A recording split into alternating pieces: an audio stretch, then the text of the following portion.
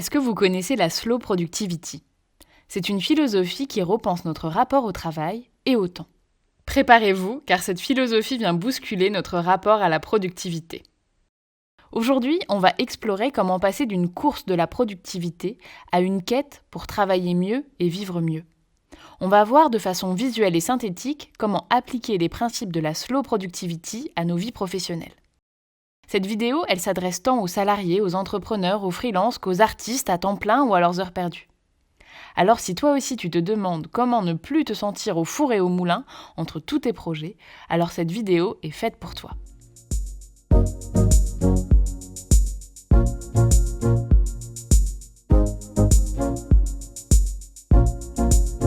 Hello, c'est Marine, bienvenue sur ma chaîne où je parle des processus créatifs sous tous les angles. Aujourd'hui, je vous partage l'un des livres qui a changé ma façon de voir la productivité, c'est Slow Productivity de Cal Newport. Ces conseils m'ont aidé, dans des périodes intenses de ma vie, à ralentir, à faire des choix pour adopter un rythme plus sain tout en atteignant mes objectifs. Ces principes m'ont même donné envie de réouvrir ma caméra et ma tablette graphique pour vous partager une synthèse visuelle des principaux éléments à retenir. Alors déjà, concrètement, c'est quoi la productivité ? Si je vous parle de quelqu'un qui passe 4 jours par semaine à flâner dans son jardin, à contempler la nature, vous me direz sûrement que c'est un retraité ou que c'est une personne qui n'est pas vraiment productive. Et si je vous dis que cette même personne a écrit 5 livres, qu'elle est reconnue internationalement pour ses recherches scientifiques sur les cellules souches, là, vous vous dites « Ah oui, c'est une personne productive ».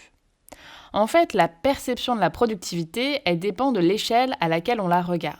Est-ce que je la regarde à l'échelle de ma semaine ou à l'échelle d'une vie ? Si on prend la métaphore de l'escalier, être productif, c'est monter des marches pour réaliser des projets qui contribuent à atteindre nos objectifs plus grands. La question clé, c'est comment est-ce qu'on mesure ces marches, comment est-ce qu'on mesure ces indicateurs d'avancement. Dans les métiers manuels, on peut compter le nombre de baguettes façonnées, le nombre de produits assemblés, mais quand on parle des métiers intellectuels, les métiers du savoir, les métiers de bureau, c'est beaucoup plus difficile de mesurer la productivité. Dans ces cas-là, être productif, ça va être accomplir une série de tâches. Envoyer plein de mails, animer des réunions, préparer une présentation, envoyer des comptes rendus. Et en fait, le problème, c'est que dans la perception actuelle, on est attaché à la quantité de tâches à faire. Mais aussi, on est trop focalisé sur le temps de travail. Je travaille beaucoup, je suis là, je suis visible. Et quand je suis à mon compte, je me dis, plus je travaille, plus je suis sûre que je fais tout ce qui est en mon pouvoir pour réussir. Et j'espère que mon engagement sera récompensé parce que j'ai vraiment tout donné. Et justement, c'est sur ce point-là que Newport s'attache à nous faire changer. Notre perception actuelle de la productivité, basée sur la quantité d'actions et sur le temps de travail, nuit à notre productivité sur le long terme et elle impacte négativement notre santé.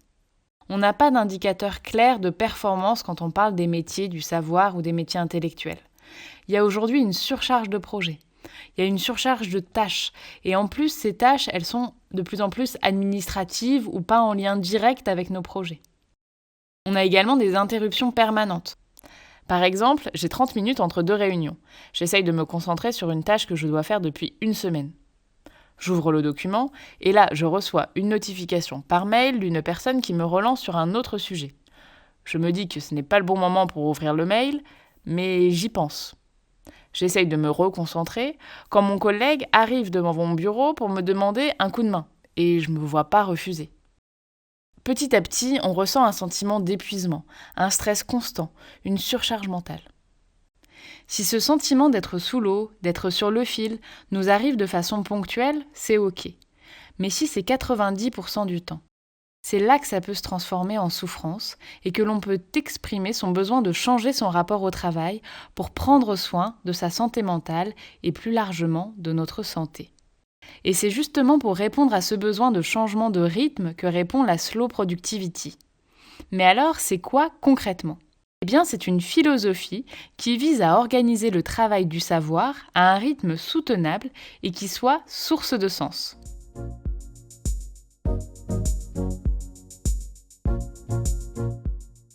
Concrètement, la slow productivity, elle est basée sur 3 principes concrets à mettre en place dans nos vies. Le premier principe, en faire moins. Ce principe, il est complètement à l'opposé de l'injonction à toujours plus performer, à être une meilleure version de nous-mêmes, et finalement ça fait du bien. C'est s'efforcer de réduire ses obligations jusqu'à aisément imaginer pouvoir les accomplir avec du temps libre. Tirer parti de cette charge allégée pour s'investir davantage dans un petit nombre de projets qui comptent le plus et ainsi les faire avancer. L'invitation ici, c'est de faire moins de tâches pour les faire mieux. Prenons un exemple concret. Vous avez 3 rapports à rédiger. Chaque rapport vous prend 6 heures à écrire et 1 heure par jour de gestion de projet. C'est tous les petits mails, réunions, les comptes rendus, ce qu'on doit faire pour justifier l'avancement de ce projet. Si vous les faites un à la fois, vous en avez pour 3 jours. A l'inverse, si vous vous attaquez aux 3 à la fois, vous allez alors passer 3 heures par jour à faire de la gestion de projet. Il ne vous restera plus que 4 heures par jour pour écrire les rapports. Et vous allez donc en tout mettre 4 jours et demi, soit 50% de plus que si vous aviez fait moins de projets à la fois. Alors concrètement, pour mettre en place ce premier principe, en faire moins, il s'agit de travailler à 3 niveaux. Le premier niveau est d'identifier nos missions. Quels sont nos objectifs professionnels ? Est-ce que j'en ai 1, 2 ou 3 ? Mais vraiment se limiter entre 1 et 3 objectifs professionnels. C'est la direction, c'est vers où on a envie d'aller. Ensuite, le deuxième niveau concerne les projets. Et là, pareil, l'objectif est de limiter le nombre de projets en cours. Et donc, Cal Newport, il partage une astuce, c'est que quand on nous propose un nouveau projet, d'essayer de rentrer dans notre agenda les plages de travail. Et du coup, si on n'arrive pas à rentrer ces plages de travail, c'est automatiquement soit qu'on va devoir bâcler le projet, soit qu'on va devoir tirer sur la corde. Et donc, dans ces cas-là, l'invitation, c'est vraiment d'arriver à dire non pour arriver à rester dans une charge de travail raisonnable. Ensuite, le troisième niveau d'action, c'est l'action quotidienne. Et là, l'enjeu, c'est de limiter le nombre d'objectifs qu'on se fixe par jour. En fait, on se rend compte que quand on se met trop d'objectifs, on passe notre temps à culpabiliser, à stresser de toutes ces tâches qu'on a à faire. Et ça va vraiment nuire à notre concentration. Ce que Cal Newport nous invite à faire, c'est à limiter notre to-do list à 3 actions maximum par jour.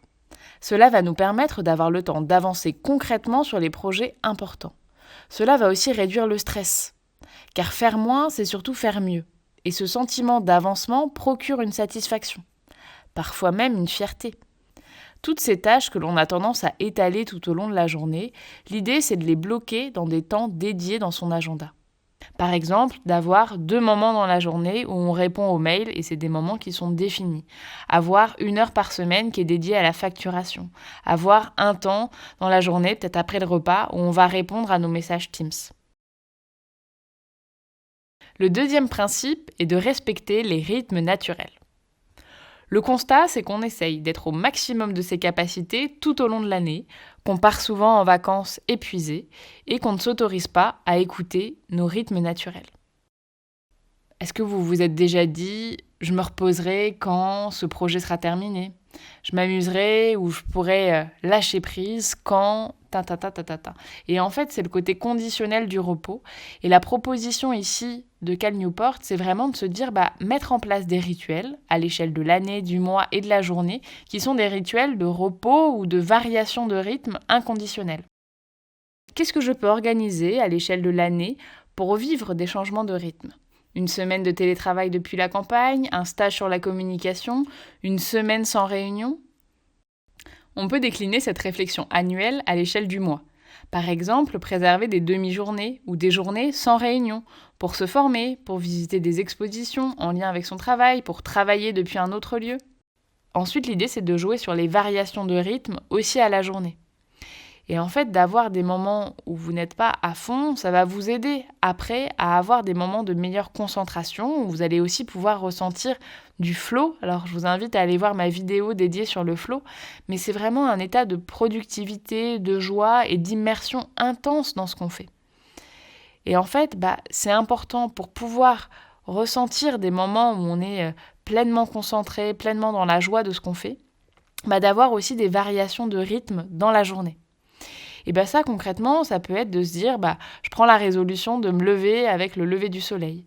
Je prends la résolution de faire une sieste quand je ressens le besoin. Je médite 10 minutes par jour pendant la journée de travail. Quand je prends mon thé, j'essaye de le prendre en pleine conscience. L'idée, c'est vraiment d'avoir des petits rituels dans la journée qui vont contribuer à avoir un rapport au temps et au temps de travail qui est plus serein et qui a des variations. Et vous, ce serait quoi le rituel impactant que vous aimeriez faire pour changer votre rythme ? Cette capsule temporelle qui vous ferait du bien. Moi, par exemple, quand je me sens en baisse d'énergie, j'aime mettre une musique et danser pendant tout le temps de la musique. Ça dure à peu près 3 minutes, et après, mon énergie elle est beaucoup plus haute, j'ai les idées plus claires et je me sens plus joyeuse. C'est un rituel qui vraiment me sort de ce sentiment d'avoir la tête sous l'eau. Ce qui est vraiment important, c'est que les changements de rythme, ils doivent être inconditionnels. On s'engage à les faire, quelle que soit l'avancée de sa to-do list. Car sinon, finalement, on ne prend jamais le temps de ralentir. Et on aura toujours une autre tâche à faire ou mieux à faire pour s'avancer et s'alléger pour plus tard. Le troisième et dernier principe, c'est de faire de la qualité une obsession. L'idée n'est pas que tout doit être parfait, mais de faire ses tâches vraiment et de s'engager, d'être fier de ce qu'on a fait et de se voir progresser. Ce principe, il se décline en 3 engagements. Le premier, c'est de s'engager à dédier du temps de qualité pour ce qui compte vraiment. Donc là, concrètement, c'est de mettre en place les projets dont on parle depuis tant de temps et qui nous tiennent tant à cœur. La quête de qualité nous invite aussi à développer nos compétences. Quand on vise la quantité, on ne cherche pas à faire mieux, on cherche juste à finir plus vite la tâche. Lorsque l'on cherche à faire bien quelque chose, naturellement, on ralentit, comme lorsque l'on cherche à peindre un détail en aquarelle. D'un coup, la concentration est différente et le temps se ralentit. La qualité du travail, c'est donc le premier engagement. Le second engagement, c'est de prendre soin de la qualité de son environnement de travail. Donc en fait, prendre soin de la qualité, c'est de se dire quelle est la lumière avec laquelle je travaille, quel est le mobilier, quels sont les outils, quels sont les environnements sonores avec lesquels je travaille. Faire de la qualité une obsession, c'est aussi choisir la qualité non pas du travail, mais la qualité de vie. C'est faire en sorte que nos habitudes de travail prennent soin de notre qualité de vie, de ce qui est vraiment important pour nous au-delà du travail. La santé, la famille, les relations, etc. Pour conclure, la Slow Productivity nous invite à faire un pas de côté et à voir la productivité comme un moyen de contribuer à ce qui est vraiment important pour nous. J'aime beaucoup cette fable des 3 tailleurs de pierre en train de travailler. À la question « Qu'êtes-vous en train de faire ?», le premier répond « Je taille une pierre ». Le second répond « Je construis un mur ». Le troisième répond « Je construis une cathédrale ». Il semble qu'on ait aujourd'hui un regard trop posé sur la pierre, sur l'email, sur le PowerPoint urgent. La Slow Productivity nous invite à prendre le temps de lever la tête et de se demander qu'est-ce qui compte vraiment pour moi. Si vous voulez télécharger le visuel de synthèse, rendez-vous sur mon site internet, je vous mets le lien dans la description de cette vidéo. Et bien sûr, si vous avez aimé cette vidéo, laissez un like, un commentaire et abonnez-vous à ma chaîne pour ne pas manquer les prochaines. Et d'ici là, n'oubliez pas de suivre le fil de votre inspiration. À très vite!